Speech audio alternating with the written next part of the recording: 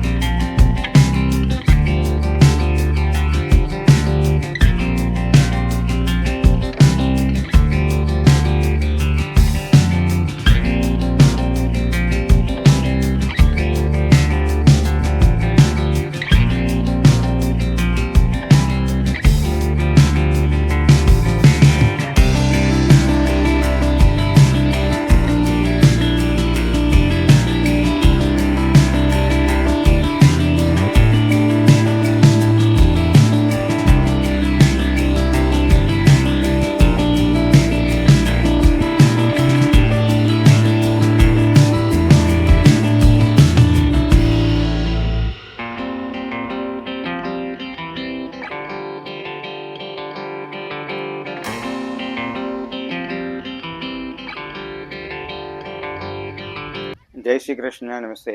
East London Hindu society, East London Hindu મંદિર છેલ્લા 17 વર્ષથી ગાંધી વોકનું આયોજન કરે છે।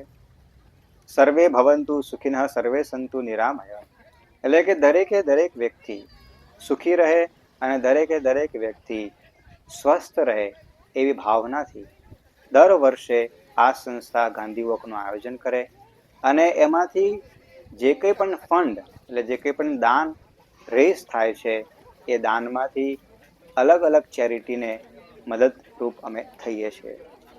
આ વર્ષે ગાર્ડિયન્સ ઓફ હોપ અને ઉબુન્ટુ બામ નામની 2 સંસ્થાઓ છે કે જે બાળકોને જરૂરિયાતમંદ બાળકો અને તેમજ ખાસ કરીને અમુક બાળકો એવા હોય છે કે જેને ખાસ જરૂરી મદદની જરૂર હોય છે, એવા બાળકોને આ બંને સંસ્થાઓ મદદ કરે છે। આ ઈસ્ટ લંડન સોસાયટી દ્વારા આ વર્ષે એ 2 સંસ્થાઓને ચેરિટી જ નક્કી કરવામાં આવી અને જે કંઈ પણ ફંડ અમે રેઝ કર્યું એ ફંડ આ બંને સંસ્થાઓની અંદર અમે વહેંચ્યું છે। હજારો વ્યક્તિઓએ ઉત્સાહપૂર્વક આમાં ભાગ લીધો। દરેકે દરેક વ્યક્તિને ફ્રી મીલનું પણ આયોજન કરવામાં આવેલું। સાથે સાથે આ સંસ્થા ગાંધી વોકની અંદર પ્રાઇઝ પણ આપે છે અને આ સંસ્થા છેલ્લા 100 વર્ષોથી ઈસ્ટર્ન કેપ પ્રોવિન્સની અંદર કાર્યરત છે। સાથે સાથે ઈસ્ટ લંડન હિન્દુ મંદિર દ્વારા ધાર્મિક અને સામાજિક કાર્યક્રમો આખું વર્ષ દરમિયાન ચાલતા હોય છે, પરંતુ ગાંધી વોક જે છે એની રાહ અનેક વ્યક્તિઓ રાહ જોઈને બેઠા હોય છે. દર વર્ષે માર્ચ મહિનાની અંદર આ ગાંધી વોકનું અમે આયોજન કરીએ છીએ અને આ આયોજન દ્વારા જરૂરિયાતમંદોને ખૂબ મદદ થાય, બસ એવી જ ભાવના અને જે ગાંધીજીના સિદ્ધાંત જે છે હંમેશા ગાંધીજીના સિદ્ધાંત જે છે કે ભાઈ નિસ્વાર્થ સેવા, એ જ નિસ્વાર્થ સેવાની ભાવનાથી વર્ષોથી આ સંસ્થા કાર્યરત છે અને અમે દરેક વ્યક્તિઓનો ખૂબ આભાર માનીએ છીએ કે આ આયોજનને દર વર્ષે ઉત્સાહપૂર્વક ભાગ લઈને એ લોકો સફળ બનાવે છે. જય શ્રી કૃષ્ણ. સાઉથ આફ્રિકાથી રિપોર્ટર વિનય પટેલ, સત્યનો અવાજ ગુજરાતી ન્યૂઝ.